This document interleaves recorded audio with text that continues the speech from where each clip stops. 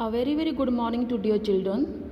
Today I am going to discuss some basic concepts regarding the economic implications of the capitalism and socialism or communism. The theme is trade. इसको हम व्यापार कहते हैं। जो आपकी पूंजीवाद और जो समाजवाद या साम्यवाद की जो विचारधाराएं हैं उसके कुछ आर्थिक पक्ष हैं, आर्थिक पहलू हैं और कुछ आर्थिक नतीजे हैं, उनके बारे में हम पढ़ेंगे। ट्रेड से संबंधित कि ट्रेड व्यापार को लेकर ये विचारधाराएं, ये जो आइडियोलॉजीज़ हैं, पूंजीवाद कैपिटलिज्म, समाजवाद सोशलिज्म और साम्यवाद कम्युनिज्म, ट्रेड को लेकर इन विचारधाराओं के क्या मुख्य बिंदु हैं, क्या मेन पॉइंट्स हैं। जो ट्रेड है, we know very well, basic definition जो है व्यापार की, ट्रेड की, it is the export and import of the goods and services. जो चीज़ें हैं, ऑब्जेक्ट्स हैं, उनका आयात और निर्यात, सिंपली बाइंग एंड सेलिंग, बेचना और खरीदना। सर्विसेज में ह्यूमन लेबर आता है क्योंकि जो मानव श्रम है वो भी इसमें इन्वॉल्व होता है। अब trade happens with in a country also and among the different Nations of the world also. जो विद इन अ कंट्री होता है उसको बोलते हैं डोमेस्टिक ट्रेड, और जो अमंग डिफरेंट नेशंस होता है दुनिया के अक्रॉस द वर्ल्ड, उसको बोलते हैं बेटा international trade. Now there are various competitors in a trade. एक व्यापार में आपस में बहुत सारे प्रतिद्वंदी होते हैं, चाहे वो डोमेस्टिक की बात करें, फील्ड की बात करें विद इन अ कंट्री, चाहे हम इंटरनेशनल लेवल की बात करें। बेसिक सा एग्जांपल हम अपने लोकेलिटी में अलग अलग शॉप्स को लेके कर सकते हैं कि देयर आर डिफरेंट शॉप्स, उसमें उनमें भी कंपटीशन होता है among buying and selling things. So trade को जो है, अब हम रेगुलेट करने की बात करते हैं कि ट्रेड के क्या रूल्स एंड क्या रेगुलेशंस होने चाहिए, क्योंकि विदाउट रूल्स एंड रेगुलेशंस कोई भी चीज़ संभव नहीं होती। सो ट्रेड पर बेटा कुछ जो है रूल्स एंड रेगुलेशंस बनाए गए हैं, जिनको आप इंपोर्ट और एक्सपोर्ट दोनों पर ड्यूटीज़ लगती हैं, कर लगते हैं, टैक्सेस लगते हैं, जिनको टैरिफ भी कहा जाता है। ये क्यों ट्रेड पर हमने ये ड्यूटीज, टैक्सेस, टैरिफ्स इंपोर्ट्स पर भी, आयात पर भी लगाते हैं, एक्सपोर्ट्स और निर्यात पर भी लगाते हैं। जो चीज़ें बाहर के कंट्रीज से हमारे देश में आती हैं या हमारे देश से बाहर के कंट्रीज में जाती हैं, उन पर टैक्स लगता है, टैरिफ लगता है, ड्यूटी लगती हैं।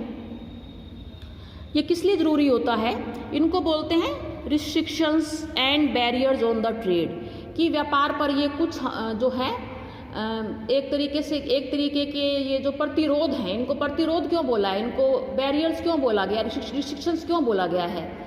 क्योंकि व्यापार जो है, ट्रेड जो है का बेसिक नियम ये है कि मार्केट जो है ओपन होना चाहिए, जिसमें सभी लोग आके पार्टिसिपेट कर सकें। बायर्स के लिए भी, सेलर्स के लिए भी, it should be easy to enter a market and compete in a market. So अगर हम टैक्सेस लगाएंगे, ड्यूटीज़ लगाएंगे, तो इससे जो चीज़ें हैं, कमोडिटीज़ हैं, उनकी प्राइस कंट्रोल होती है। कीमतें ना तो ज़्यादा बढ़ती हैं ना ज़्यादा घटती हैं, और अलग अलग पॉलिसी का जो है प्राइस पर इफ़ेक्ट अलग अलग है। अब जैसे मान लो हम सब्सिडीज़ देते हैं। सब्सिडीज़ क्या होते हैं? छूट। आपने 9th क्लास में पढ़ा है ना कि फूड सब्सिडी होती है। जो फूड सिक्योरिटी वाला चैप्टर था, उसमें जो गवर्नमेंट है गरीब लोगों को जो भोजन उपलब्ध कराने के लिए, जो फूड अफोर्डेबल हो उनके लिए, उनकी परचेजिंग कैपेसिटी में हो, उनकी खरीदने की क्षमता के भीतर हो, तो सरकार जो है सब्सिडी प्रोवाइड करती है कि चीज़ें जो है वो चीपर हों, वो सस्ती बन जाएं, and poor people can afford them. और ओवरऑल जो पब्लिक है, जो कंज्यूमर है, उसकी अफोर्डेबिलिटी जो है वो बढ़ती है। तो सब्सिडीज़ क्या करती हैं? सब्सिडीज़ जो हैं एक एरिया के अंदर जो कंज्यूमर्स हैं उनके लिए चीज़ों की कीमत को कंट्रोल करती है, प्राइस कंट्रोल का काम करती है। कोटाज होता है बेटा to produce manufacture things in the fixed quantities.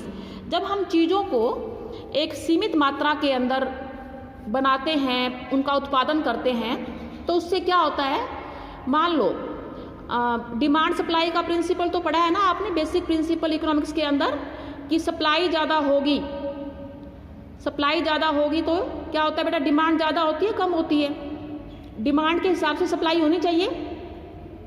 और अगर चीज़ें ज़्यादा अवेलेबल हैं मार्केट में तो कीमतें भी कम होनी चाहिए, चीज़ें कम हैं तो कीमतें ज़्यादा होंगी। If things are scarce prices will be high, if things are large in quantity then prices will be low. तो कोटाज में इसलिए चीज़ों के प्रोडक्शन को फिक्स किया जाता है कि प्राइसेस को ज़्यादा बढ़ने से या ज़्यादा घटने से रोका जा सके। अगर प्रोडक्शन बहुत ज़्यादा होगा तो थिंग्स की जो प्राइस है, price of things will go down.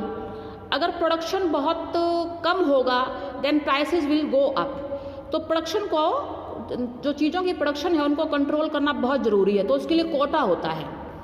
तो जो ये सब रिस्ट्रिक्शंस हैं, बैरियर्स हैं उन ट्रेड के ऊपर, क्योंकि अब देखो ये सब सारी पॉलिसीज़ हैं जो मैं टैरिफ की बताई आपको, ड्यूटीज़ हैं, टैक्सेस हैं, सब्सिडीज़ हैं, कोटाज हैं इंपोर्ट और एक्सपोर्ट पर। अब ये जो है प्रॉफिट मेकिंग टेंडेंसी जो है इंडिविजुअल की, उस पर भी कंट्रोल लगाता है। मान लो मार्केट में जो है किसी को जो है अनड्यू एडवांटेज ना मिले, अनफेयर प्रैक्टिसेस ना हो, सबको बराबर अपॉर्चुनिटीज़ मिले। ऐसा ना हो कि कोई एक कॉम्पिटिटर अपनी चीज़ों को बेचने में ज़्यादा सक्सेसफुल हो जाए, बाकी लोगों की चीज़ें बिके ही ना। तो एक फेयर स्टैंडर्ड जो है मार्केट में होना बहुत ज़रूरी है। जो ऑब्जेक्टिव्स हैं रिस्ट्रिक्शंस के और बैरियर्स के, वो हैं कि कंपटीशन में फेयरनेस रहे, और जो डोमेस्टिक मार्केट जो है, लोकल मार्केट जो है, उसको प्रोटेक्ट किया जा सके, उसको शील्ड किया जा सके फॉरेन कंपटीशन से। जो बाहर के देश हैं हो सकता है कि दे मे मेक चीपर गुड्स, और डोमेस्टिक मार्केट में क्या होता है कि इसलिए सरकार को सब्सिडी भी देनी पड़ती है कि वो फॉरेन मार्केट की चीपर गुड्स से compete कर सके। तो it is for the benefit of the consumers. अब ये जो इसको बोलते हैं रेगुलेटिंग द मार्केट, मार्केट के लिए नियम बनाना, रेगुलेशंस बनाना। और ये जो है सोशलिज्म और कम्युनिज्म का जो है बेसिक जो है प्रिंसिपल है। ये सोशलिज्म और कम्युनिज्म में जो कंट्रीज हैं वो इस चीज़ को फॉलो करते हैं। इसको बोलते हैं प्रोटेक्ट करना, अपने देश के लोगों को के इंटरेस्ट को प्रोटेक्ट करना। इसका दूसरा नाम प्रोटेक्शनिज्म भी है, प्रोटेक्शनिज्म। इंटरनेशनल ट्रेड में ये टर्म यूज होती है क्योंकि ट्रेड इज बेसिकली कंपटीशन। अब हम इंटरनेशनल ट्रेड की बात करते हैं, वर्ल्ड पॉलिटिक्स पढ़ रहे हैं, तो हमें इंटरनेशनल ट्रेड के बारे में समझना पड़ेगा कि there is the competition regarding trade among different nations. और डिफरेंट नेशंस जो हैं चाहते हैं कि उनकी फॉरेन मार्केट्स में एक्सेस बन जाए, पहुंच बने, और अपने साथ साथ अपनी डोमेस्टिक इंडस्ट्रीज़ को भी वो प्रोटेक्ट कर सके। सो बेसिक चीज़ है कि they want to have the access to the foreign markets, ताकि उनकी इकोनॉमी और डेवलप करे, उनको फ़ायदा हो। They are able to make money and to protect its own domestic industries, और अपने खुद के भी जो घरेलू जो उद्योग है उनको भी सुरक्षा कर पाएँ। ये हर कंट्री का ऑब्जेक्टिव होता है, हर कंट्री का उद्देश्य होता है। अब प्रोटेक्शनिज्म का उल्टा होता है बेटा ओपन मार्केट, खुला बाजार या फ्री ट्रेड। मतलब आप ये रिस्ट्रिक्शंस, बैरियर्स, ये रेगुलेशंस ना लगाएं, मार्केट को डी रेगुलेट करें। ओपन मार्केट को बोलते हैं बेटा डी रेगुलेशन, क्योंकि यहाँ पर we have to remove the restriction and the tariffs and the duties, that is removing the restrictions, barriers in the form of duties, taxes, tariffs and the subsidies on the export and the import। ये हम हटा देंगे तो इसमें जो countries जिनके पास better technology है, better quality goods produce करते हैं, तो उनको बहुत बेनिफिट होगा, क्योंकि वो across different markets in the world अपनी चीज़ों को सस्ता बेच पाएंगे।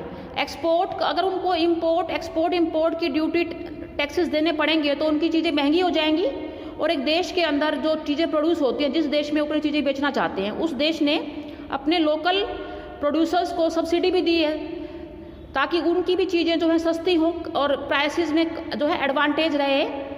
अगर क्वालिटी अच्छी है, कई पुअर कंट्रीज़ के पास जो है टेक्नोलॉजी नहीं है, तो उनकी चीज़ों के पास क्वालिटी भी नहीं होती इतनी, तो ये भी अब उनका फॉल्ट तो नहीं है कि they don't have a good technology, so they have to protect their domestic producers.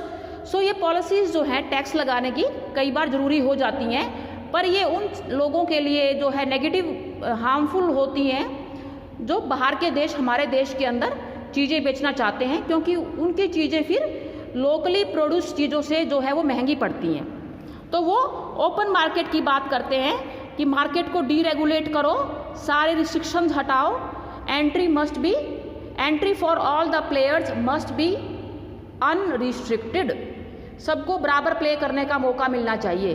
But her country की कैपेसिटी जो है वो अलग अलग है।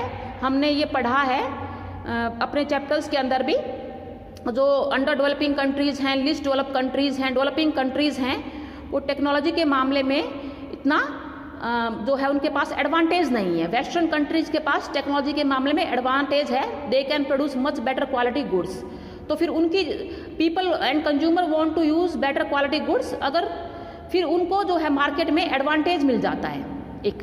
लेकिन अब यही तो हमने पढ़ा था ना, न्यू इंटरनेशनल इकोनॉमिक ऑर्डर में एलडीसी क्या चाहते थे, least developed countries, under developed countries की इंटरनेशनल मार्केट में उनकी एक्सेसिबिलिटी हो, वो भी उनकी भी पहुंच हो, वो भी एक रोल प्ले कर पाएँ, इक्वल रोल, तो फेयर पॉलिसीज़ हो ट्रेड की। तो यही हमने पढ़ा है बेटा, ये बेसिक है। You must know what is free trade और ओपन ट्रेड, और व्हाट इज़ प्रोटेक्शनिज्म।